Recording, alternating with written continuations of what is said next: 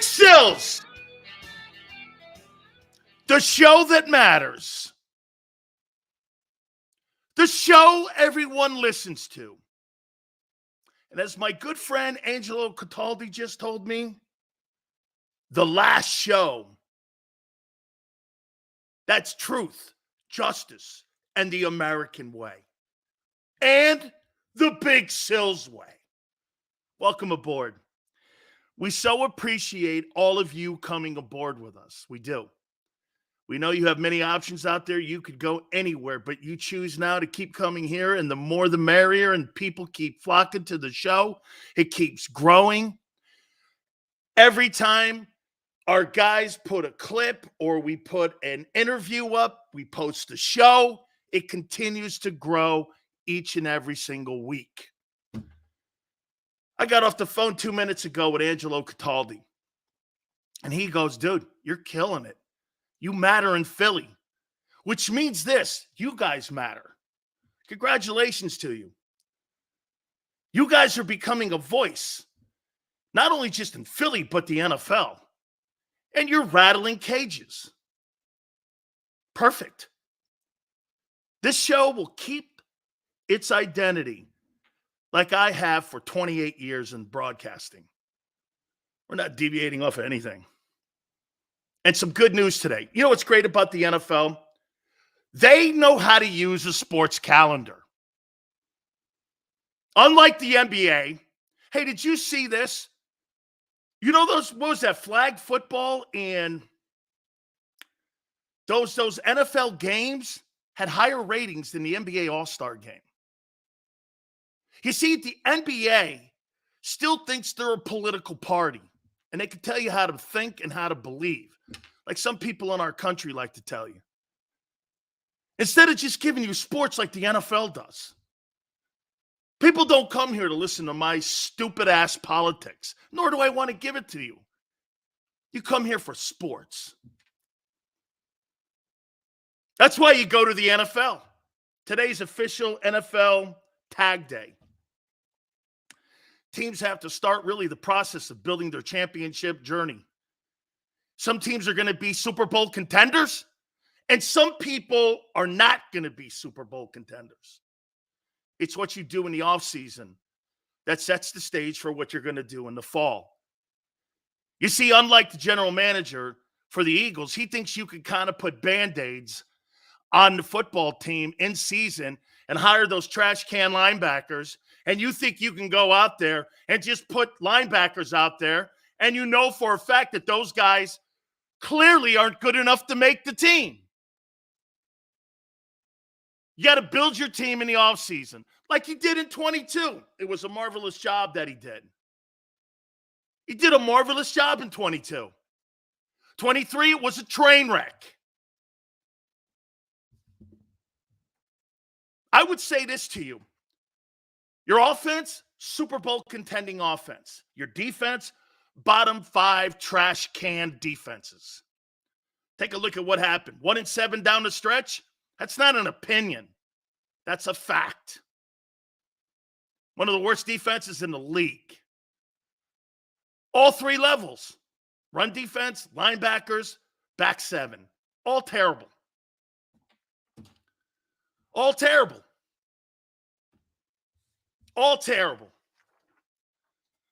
What you do now is going to determine if you're a contender or not. Eagles have a top 10 defensive payroll with bottom 10 results. That's what my friend Tone just said. And again, you know what that comes down to? The mismanagement of resources by the GM on that side of the football. That's what you have. You spent a ton of money on your corners, you got no results, and your trash can linebackers gave you nothing. Facts. I wrote some things down that have to happen for a successful offseason. Top 10 payroll on defense and trash can results on that side of the ball. That's called mismanagement and misappropriation of funds.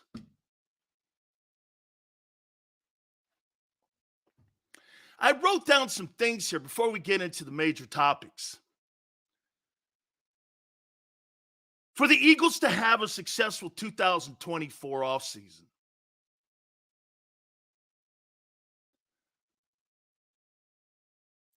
and I do think it starts with these coordinators. If you're going to add or subtract something in the offense, do it fast. Don't let it linger. Don't meander into the OTAs or into training camp trying to figure out it. Do it now. Okay? Is Kellen Moore going to add something? Is he going to put him under center? Is there going to be more rollouts?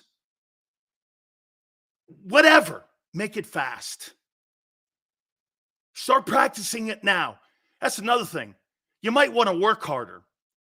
Management believes that you don't have to work hard to win a championship anymore.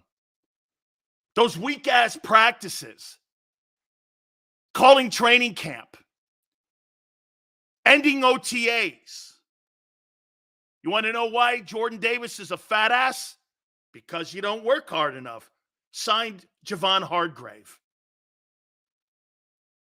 I mean, you got players around the league making those comments, not just me. They don't work hard enough in Philadelphia.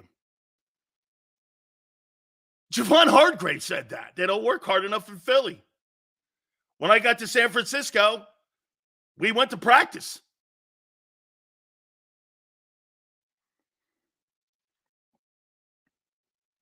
Is the O-line aging? I heard Tone and Rob say this, that they still have one of the top 5 O-lines in the league. You sure about that? Are you sure about that? Personally, Lions, Cleveland, Baltimore, those are pretty good O-lines. Okay? Are we sure your right tackle, Lane walking back a little? Not horribly. I'm good with Lane. Your center position? We'll know by what? What is it? The combines? That's usually when Jason Kelce gives the Eagles a heads up what he's going to do. You sold on right guard. I wouldn't call Cam Jurgensen, Steen, top right guards in the league. I think they're okay. Great? Good? I don't know. We'll see. And depth. Something that the Eagles have been great at. You know what that is? Building the O-line. Something Norman Brayman couldn't do. Nor didn't want to do. Because that's where the majority of your millionaires are. There's 5 of those guys. And you're paying them handsomely. 2 tackles are big money. Your left guard's going to be a giant money guy at $20 million. You know your left guard's going to be the highest paid player on the offensive line next offseason. He's going to command $22 million. Your center's the highest paid center. Decisions. They do a great job there. What's the plan on the back 7? What are you going to do? These are questions for them to have a successful offseason here. What are you going to do in your back 7? How are you going to address it? Personally, that back 7, you're overhyping your safeties. They're not good. You got one corner that's good, and it's the guy you're paying less, Slay. The other guy, now look, I've said this before about Howie giving Bradbury the money. I would have too. I would have made that call too. Thought he had a great year in 22. So you can't do Monday morning quarterback on a corner who had a great year. I disagree with that. People are now trying to, oh, I would never have signed. You're lying. You would have. I'll tell you what, if Bradbury had gone on the open market at the beginning of the 22 season, correct me if I'm wrong, Tone, he'd be an $18, $19 million guy. So don't tell me you wouldn't have paid him. 30 teams would have paid him. So you can't have Monday morning quarterback on Bradbury. Hey, did he fall off? Yeah. You got to remember something. Howie gave an enormous contract to a guy who was cut. There's a reason the Giants now, you got to remember some of this stuff is cap casualty. So you got to be careful with the comment that I just made because he was a cap casualty. He wanted $9 million. The Giants didn't want to do it. And he was a casualty of the cap. And that happens. Okay? That happens. Is the RPO back or not? The only way the Philadelphia Eagles are going back to the Super Bowl is if you put the RPO in. If you don't, you're never getting there again. As with Jalen Hurts as your quarterback. You're never getting there. I'm going to make a point to you here in a second. And I want to show you something. There's two different Jalen Hurtses. Jalen Hurts, the best quarterback in the NFC. You've got to be kidding. That 23 Hurts never happened. 22 Hurts is a different guy. As a coordinator, do you want to hear what people used to say about Steve Young versus Joe Montana? There was a year, I can't remember the year. Joe got hurt. Young went in. He won the MVP that year. Had the most incredible. I was in the league at the time. Do you know what coordinators used to say about Young? Holy cow, is Young healthy? I'd rather have Montana. I know where he is in the pocket. And Joe was fabulous. But Young was a weapon. He was a weapon. He ran 4.5s, 4.4s. I played against him in high school. I thought Steve Young in high school when he played at Greenwich High, I thought he was going to be a running back. He was electric. I met him at the All-State team up in New Haven. And I go, where are you going? He goes, BYU. Well, where the hell else will I go? As a running back, he goes, no, a quarterback. Turned out to be, again, a Hall of Fame guy. Hall of Fame guy. Let me show you something here. And I'll prove my point to you. Quarterbacks that I would build my team around. And I'm going off the 2023 Hurts. And then I'll do the 2022 Hurts.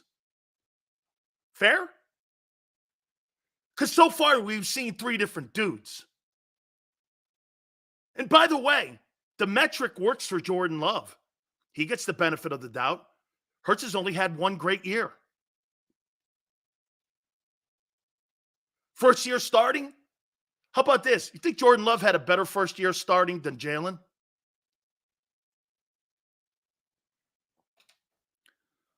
Here's quarterbacks off of the 23 Hurts I'd start my team with. And I put these, there's not very many guys in the league. Okay? There's not very many guys in the league when you start getting down near 16 and 17. Mahomes, obviously. Josh Allen, 4306, 29 touchdowns, 15 rushing. Four-time AFC East champion. He's got one dude in the room, Stephon Diggs. And now Gabe Davis is gone, and they're going to cut after June 1 Diggs. Lamar Jackson, 3. Joe Burrow, 4. Justin Herbert, 5. CJ Stroud. These are people I build my team around. I got CJ Stroud because of his youth. You notice there's no Aaron Rodgers here. I'm not building my team around an old dude. Okay? Yeah, Chip. I'm keeping that dude off the list because he's 100 years old. I'm not building my team around a guy who's around 1 year. And you'll notice who's missing. So let me do it again. Mahomes, 1. Guys I build my team around. Mahomes, 1. Allen, 2. Lamar, 3. Burrow, 4. Justin Herbert, 5. Stroud, 6. Jordan Love, 7. Jalen Hurts, 8. Even off the shitty 23 season. Dak, 9. Golf, 10. And I'm going to hang there with Stafford. The rest of them, I'm not building my team around them. And you saw there's no Brock Purdy. I'm not building my team around a guy I'm totally not sure yet.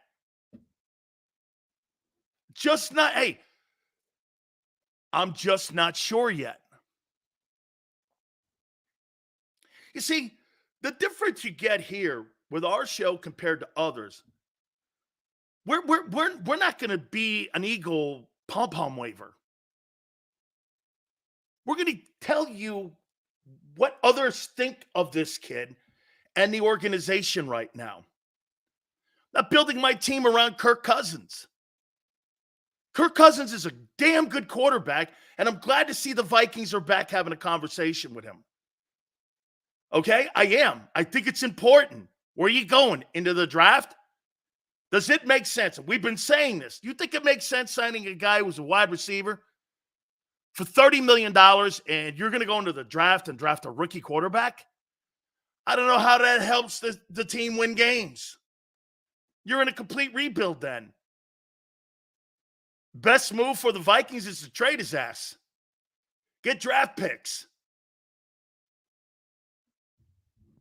Oh, no, I'm not building my team around any of those guys that are going to be coming into the draft. I don't believe in any one of those quarterbacks. And I haven't seen them play on the NFL. Shit, I'll tell you what, Shooter. I'd take the kid Anthony Richardson from Indianapolis before I take one of those guys. Those guys are meat. Drake May, Caleb Williams, Jaden Daniels, they're meat. They're rookies. I haven't even seen them with an NFL helmet in their hand yet. Not giving them any kudos or any kind of say that I think that they would make it in the National Football League. Absolutely not. I mean, look, let me throw this at you here. And I'd put Hurts at 8. By the way, once again,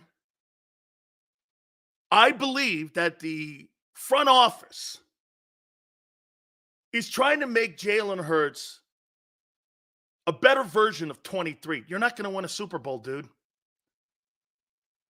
You're not going to win from the pocket. I'll show you why. Here are guys that had better seasons from the pocket in 2000. And we have people who are on our network believe that Jalen's the best quarterback in the NFC. When last year, from the pocket, I can name you 8 guys who had better years. 8 guys from the NFC that had better seasons than him. Jared Goff, 605, 407, 45, 75, 30 touchdowns, 67, 3. Across the board, he was better. And remember, you'll say this, Sills, he's different. No, he's not. Not in 23, he wasn't. I want to know what they're going to do with him. Are you going to go back to RPO? Are you going to go back to what you know he can put your team in a Super Bowl with? Or the reason you hired Kellen Moore is because you want a better version of Dak Prescott? He's not Dak Prescott. Better coaching? Kellen Moore, you automatically think Kellen Moore is a better coach? Probably so. He's more experienced.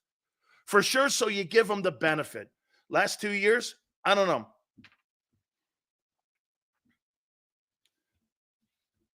If he was so good, why didn't Harbaugh keep him?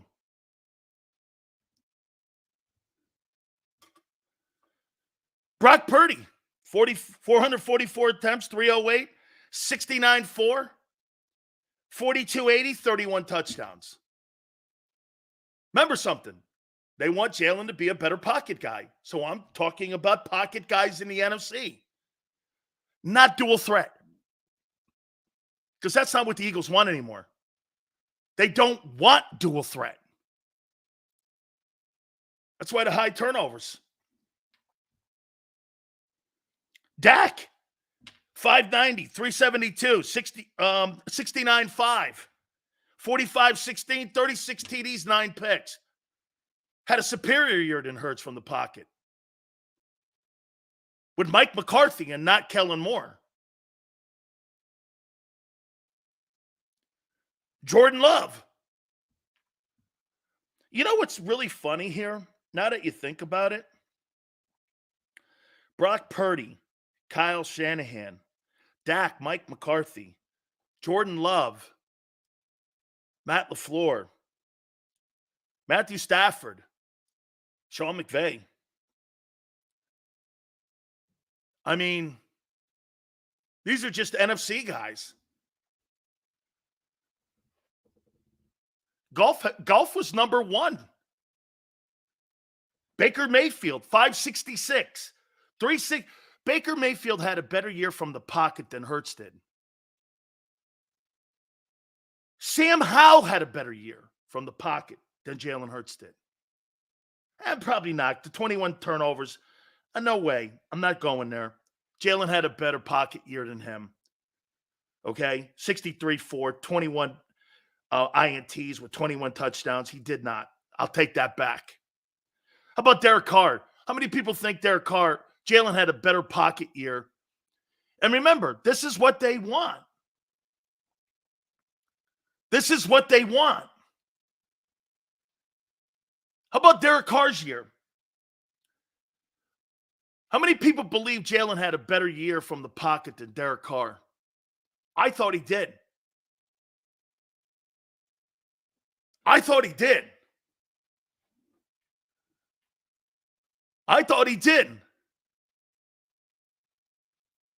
548, 375 completion, 68-4, 38-78, 25 touchdowns, 8 picks. Think about all those coaches you named. The Eagles thought they were getting that guy. They know they don't have it and are doing everything possible to hide their mistake. You mean Nick?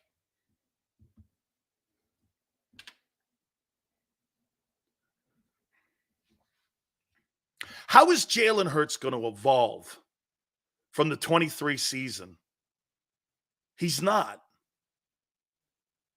You know how Jalen Hurts evolves? Put that damn RPO back in. I'm going to make a point to you now. You don't put that RPO in, you're going to stunt this guy's ability to win significant games. You're going to win games, but you're not going to win the game. Jalen Hurts in open space, and when he runs that RPO, he is the best Wildcat quarterback that can throw the ball in NFL history. I say he's better than Lamar. I do. He's a better decision maker. Lamar's the better athlete. That doesn't necessarily win you critical games. If you give me Jalen Hurts 22, are you a Super Bowl contender? You fix the defense up? You're somewhat respectable? Yeah. You keep doing what you're doing with that kid, you win 7 games this year.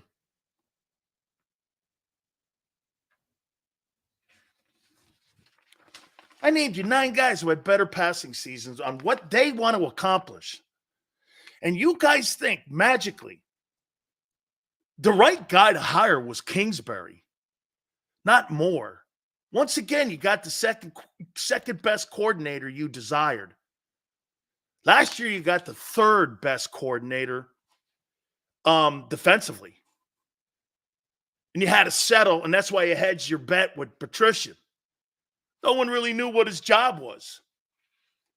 Eagles didn't even list it on their website for weeks and what his exact job title was. It was like Matt Patricia, Nick Sirianni's boy. I don't know.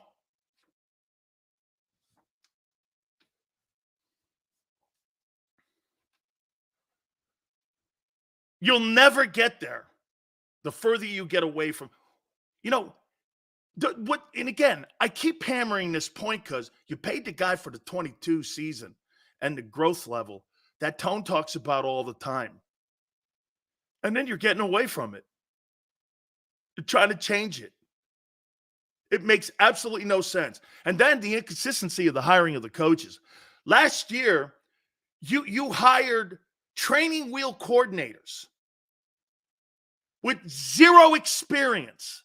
This year, it's like you went through the yellow pages and you guys were looking up the most experienced position coaches and coordinators you can find or hire, or ones that you can tolerate. Because you remember something, Howie's the one that pulls all the strings here. He's the one. Nick Sirianni, once again, like I said, Nick's a doorman. Okay? It's like a bouncer at a club. Even the Philadelphia sports media people were asking the question, what's your job, dude? I'm the head coach. Of what? The cafeteria?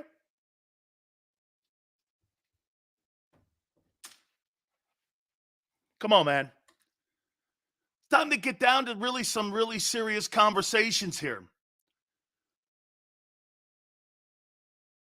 Got to tell you, a lot of people listen to the program.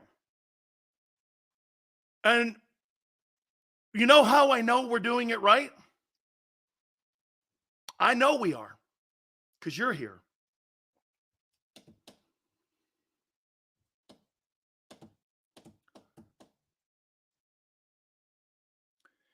Here's the other topic. I just hit on it a bit. What is Sirianni's job exactly in 24? What is it? What's his job in 24? What is he in charge of? Morale? Well, that went to shit last year.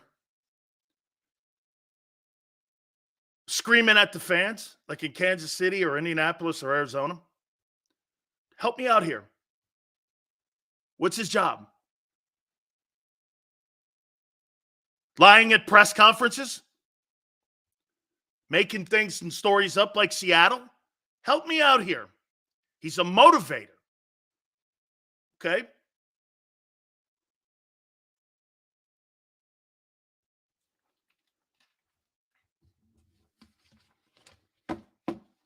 Told you from day one, I have never thought of anything more of him than a cheerleader. Okay?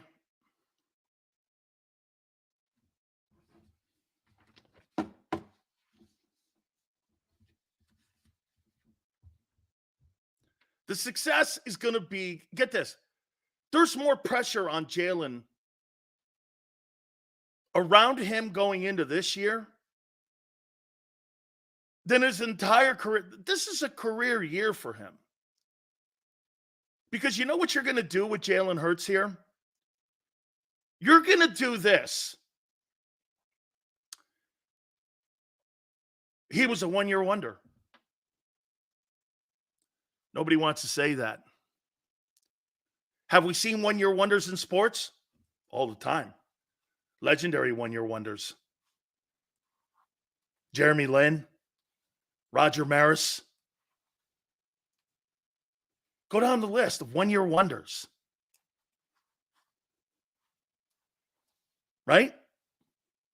Guy you thought was spectacular, never showed up again.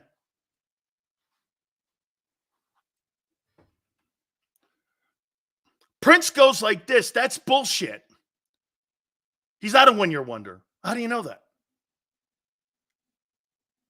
How do you know that? I'm not saying he is. I'm asking the question. I'm not indicting him. For the record, I'm not. I'm not indicting him on it. Hey, is Brock Purdy a flash in the pan? Wait a minute. Let me ask you this. Well, Brock Purdy, LJ, has had 2 better seasons out of the gate than Hurts has had. And I still think I want to see more from him. Would you not agree? Brock Purdy, I don't know, could he be a flash in the pan? Maybe. He looks awful good, Sills. Yeah, you take a couple spark plugs out of the engine. Doesn't quite look the same. You know what I mean? Right. Same with Hurts. Where I give Jalen a little more, Lane wasn't on one of those games that he won last year. You take Trent Williams off that 49er team. Whoa, I'd rather have Debo off the team than Trent Williams. I don't want Trent Williams off that 49er O-line. Oh, Brock Purdy looks like Mr. Irrelevant without Trent Williams, man.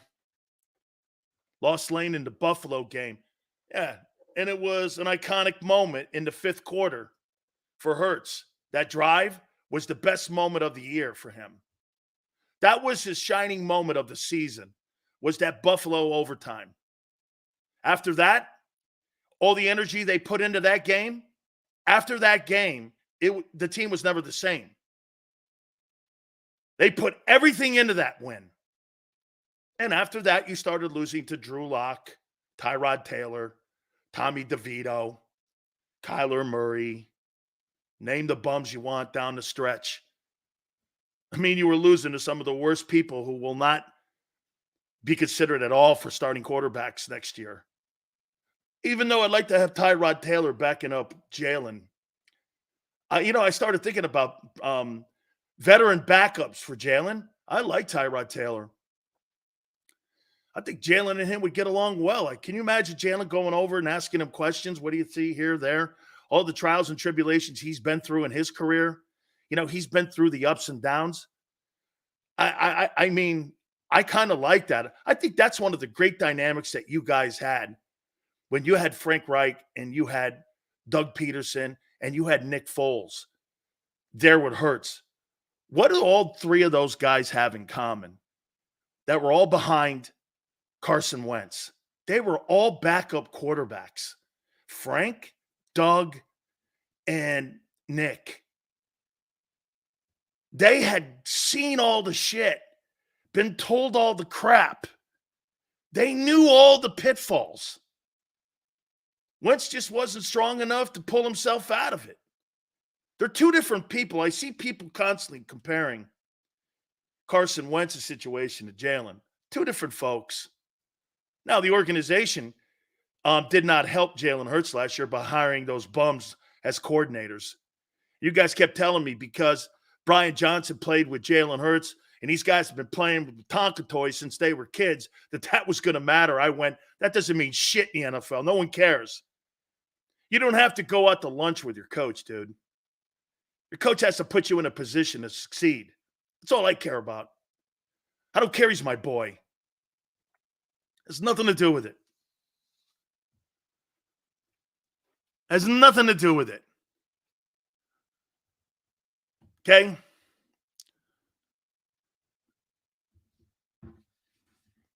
You know, it's getting to a point now where Nick Sirianni's almost irrelevant any longer in our conversations because I don't know what he does. So Jalen called 3 screen passes back to back. Come on, Sills. Okay, Prince, to that point, if he thought they sucked, why didn't he change them? He has to take some blame, but the offense was okay.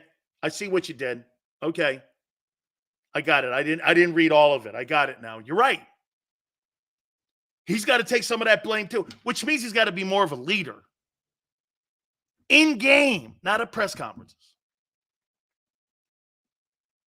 In game. I don't like that play. I think listen, this is the kind of relationship I want to see Jalen Hurts have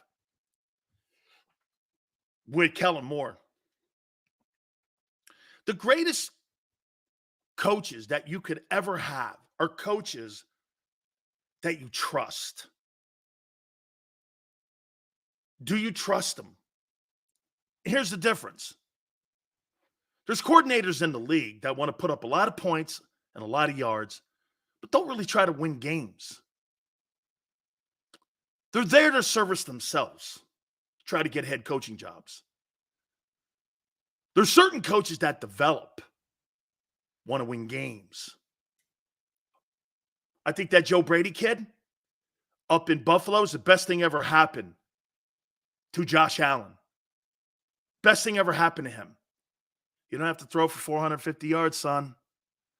You don't have to run the ball 38 times, son.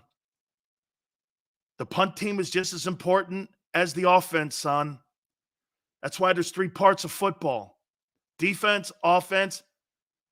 Brady wasn't afraid of the punt.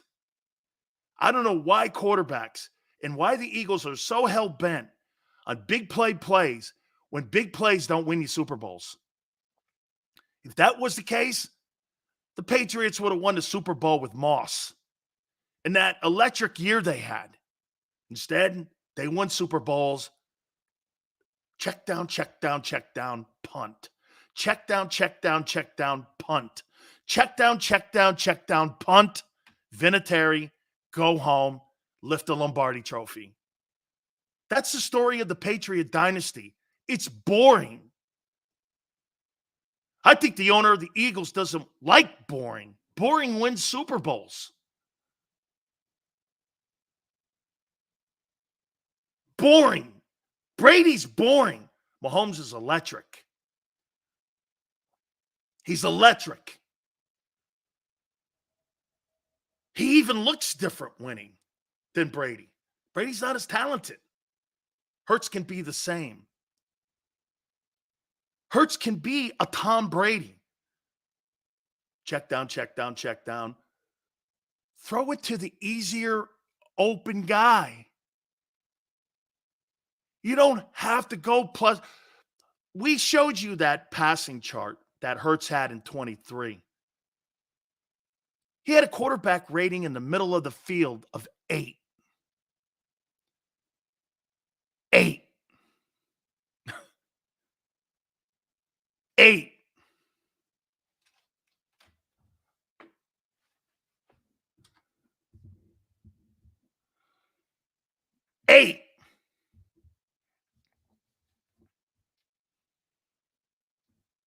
Okay. You don't want to throw across the middle? Then why are you throwing to places that people picked up on the numbers? Shitty coaching and Jalen not checking out of it. Give me the RPO. Those numbers would have been open. The middle of the field would have been open. But you want the 23 Hurts. Never win. Ever. With that version of him. Will he get better? Yeah.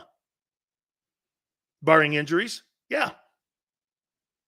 They want him around for 15 years. Listen to what I'm going to tell you here. The Eagles, Howie and the owner, they want the quarterback around for 15 years. I want the quarterback around for 3 Super Bowls, whatever that time frame is. I don't give a shit about 15 years, 10 years from now, 4 years from now. I don't care about that.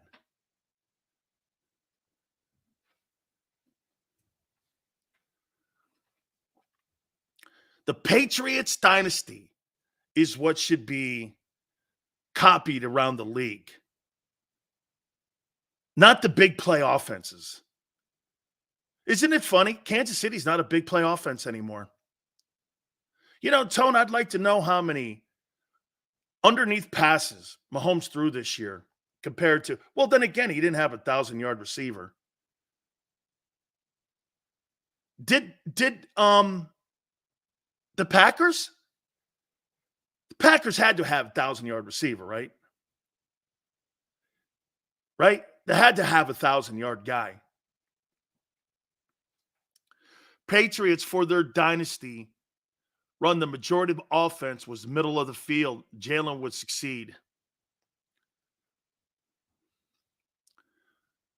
The majority of Mahomes' passes were less than 5 yards. Think about it. Wonder where they got that from. Wonder where they got that from.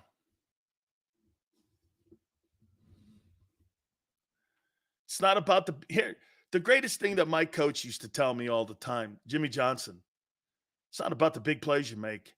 It's about the stupid plays you don't make. Don't make the stupid play. Teams that don't make the stupid play, that's why, get this, Jalen Hurts had pretty much better offensive numbers across the table in 23. Then why was the 22 season better? Because he had only 6 turnovers. I'll take 22-6 versus 30-16 any day. Any day. That means I'm not playing in short field position. I'm not putting my defense in a shitty position in case there's 3 and outs.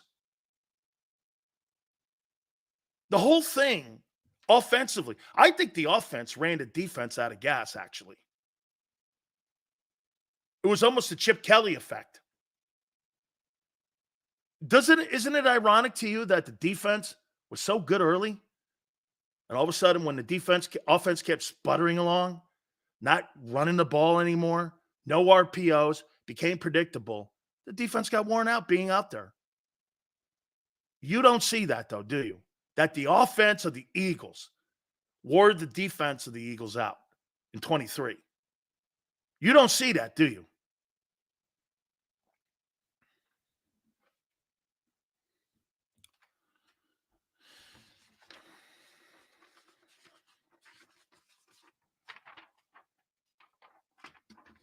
Right? The entire level. Back end, linebackers, and front all got worn out. Why? 3 and outs, no run game, turnovers, predictability. It was like high school coaches coaching a pro team. You went from a situation in 22 where you were elite to being Temple in your approach.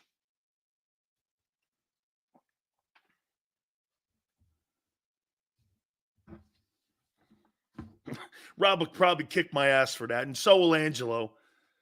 Okay?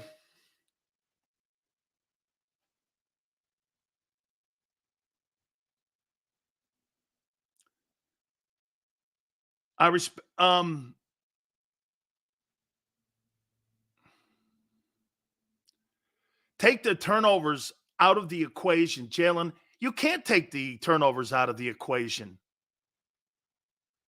Because why would you want to tell half the story? They're asking him. See, when LJ says that, LJ, I'm not ripping you on it. But what I am saying is, that's not what they want. Jalen Hurts needs to throw the ball as much as Brock Purdy, about 450 times a year. What did he throw it? 538? Too many. What did he throw in 22? 465? Was it? Something like that? It was like 465. Well, where the hell do you think those other plays went? They were your RPO plays that opened the entire field up. I'm telling you, man, when that guy's in open space, he's like Steve Young. He's as frightening as Steve Young. When you put him in the pocket, he's Tyrod Taylor sometimes. He's not special. Yeah, he may be. Not right now, he's not. 15, what was it? Hey, 538, 352, 38, 58, 23 and 15 is not special in today's NFL. 65-4 completion percentage. That's the league average. That's not special. Jalen Hurts was special in 22. He was special. How did he move more passing attempts and less RPO attempts in 23? It makes no sense. Dude, when that guy is on the field, he's scary when he's in open space. I'm conceding to you. He's one of. They took that element away from him because they don't. Remember Boomer Esiason on the program? Remember what they said? Hey, the Eagles have to learn how to deal with Jalen Hurts making the money also. Now, Hurts has to deal with learning how to play with the contract. Look at the RPOs here. Look at his passing attempts. So his passing attempts go down in the RPO. He becomes predictable. Look, do you see this right here? That number, 122 and 89, and the passing yards is the reason that guy did not have a good year this year. Plus the nuances of the play calling and Nick bullshitting you, telling you that it's his offense and all that other stuff. I don't know why they are doing this. Nobody in his right now. This is what I said. Is Kellen Moore going to put this thing back in, or is he not going to put it back in? Jalen Hurts becoming a better. Hey, do you guys not agree? If you had the RPO in, Jalen Hurts, his growth rate at being a passer will accelerate. Don't you agree to that? Having him sit back there, not throw to the middle of the field and throw to the numbers, is not going to accelerate his growth as a passer. But when he has the element of surprise with the RPO, you have to, as a defensive football player, you have to respect his wheels. Seals, you think Hurts has a say in the style of play calling? It's a great question. And I throw this at you here. Are you going to complain when you're making $50 million to your bosses?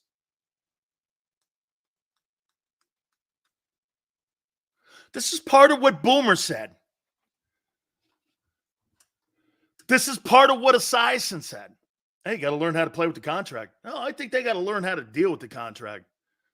I mean, everybody in the front office, they hide the kid. What did Jeff Kerr say? He's less accessible today than he was a year ago.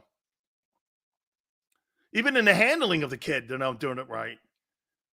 Brady's accessible. I know Jason Light, the GM in Tampa. You know Bruce Arians has been on the program numerous times. Brady sits down with rookies. Talks to everybody when he was in Tampa. Everyone. Everybody. Third team guy, fourth team guy. All them guys. That's one of the greatest things that made Brady. I think this, and I've said this to you about Tom Brady. I think Tom Brady is the greatest teammate in pro football history. Because it didn't matter if you were Randy Moss or Stan Moss. He was going to be a teammate to you. That's what killed Wentz. Wentz liked half the room. When you're a quarterback, you got to love the entire room, no matter what it is.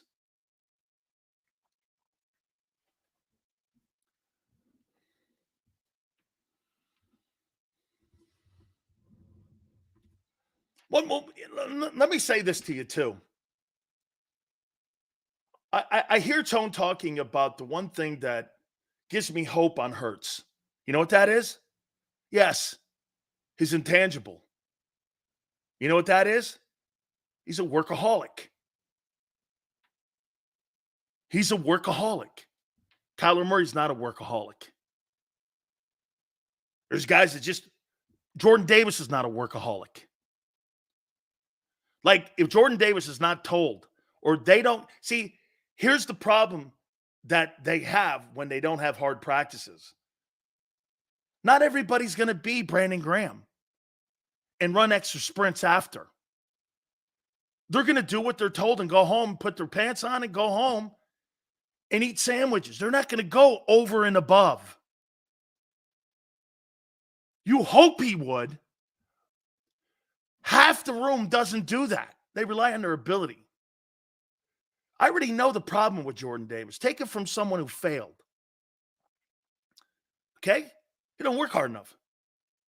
He doesn't do the little things. You know what the little things are? Here's the most important thing that kid doesn't do. When the lights aren't on and it's raining and no one's around watching, he's at home eating White Castle burgers. The great ones are out in the dark, running in the rain, putting the extra work in because they don't want to be good. They want to be special. Those are the guys you're praying you draft. And you're praying you get them. Most of those Hall of Famer guys, they're all overachievers. Look at Kurt Warner, the ultimate overachiever. Cut 5 different times. Told he sucked. Had to go to the Arena League, the World League, leagues I played in, before someone went, let's see what he got. What he had was a Hall of Fame career. Hard work. What does Mike Tomlin always say? My favorite coach, never let go of the rope. Jordan Davis, let's go of the rope. So when you're not told to do extra sprints, you don't. And unfortunately, you got guys on that football team. Didn't Hurts even make that comment? We got guys that are committed and some guys that aren't committed. Didn't he say that? Then the Eagles made him walk it back to one of their many walk back comments last year. Because what was the words? Clarify. Right? Clarify.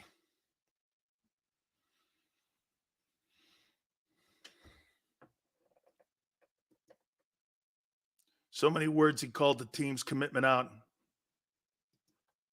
Yeah, and then that's when we started seeing the fumble drills and tones like this.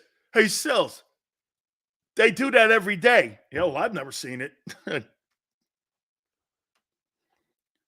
Chris makes a good point.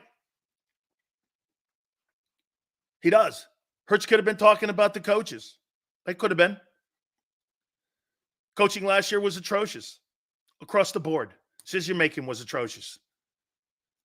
And again, this, we were here a year ago, and I remember having these conversations with you guys when I said this and I made this point to you. Why in the world would you sign a guy for $50 million and you give him a coordinator who's never been a professional coordinator in his entire life? Because he's been in the room? Because the front office believes that their process works? Once again, I'm going to make this as clear as I possibly can. You won that Super Bowl in 2017 because you had elite coaching. Okay? Elite coaching and the players were awesome and performed. The decision-making of the front office people, you're incidental in that. You're the least important in that whole process.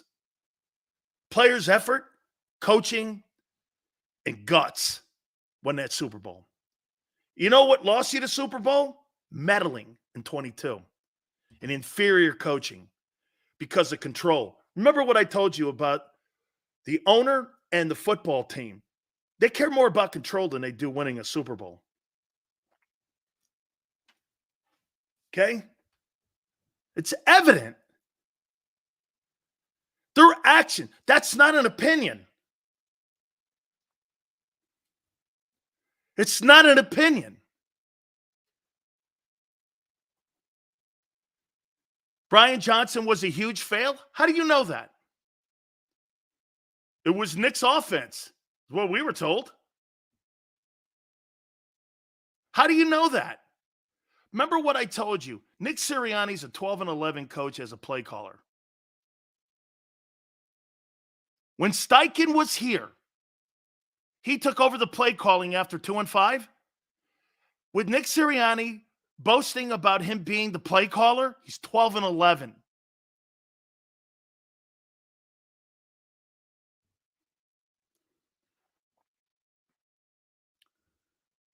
Jalen's worst year, wild card loss. Dak's best year, wild card win. I don't trust Dak Prescott. I trust Jalen Hurts. I'll never put Dak Prescott. Listen, I saw, listen, Craig Carton. Let me address this because Carton's our friend of mine. You guys know that. And he's been on my program. I want you to understand something about Craig Carton. Okay? Now, look, he did make a mistake here. You know what the mistake is? I'm never going to do this. Okay? Hey, I heard this, and this guy told me this, but I can't tell you who told me. How many times have I shown you my text messages with Darius Slay, Britton Covey, Frank Reich? I give you context on who said it. I hate people that do the same thing, and I heard Tone say the same thing. Oh, by the way, thank you for the kind words, Tone. Okay? But here's something I'll always do. I'll never be one of these infamous, hey, I heard this shit. And unless it's trade stuff. Or maybe what Kansas City is going to do with Snead and Jones because Bill Moss told me. I'm going to always try to put a name behind it. Because I think that kind of, and by the way, I'm not a reporter. I'm not a journalist. Okay? You guys know that. But nor is Craig. And the one thing that Craig Carton did to you guys, he did exactly what he wanted. The Philly media and the Philly fan base is who he's talking to. He's not talking about Jalen Hurts or the Eagle. He has no idea what went on inside the locker room. He has no idea.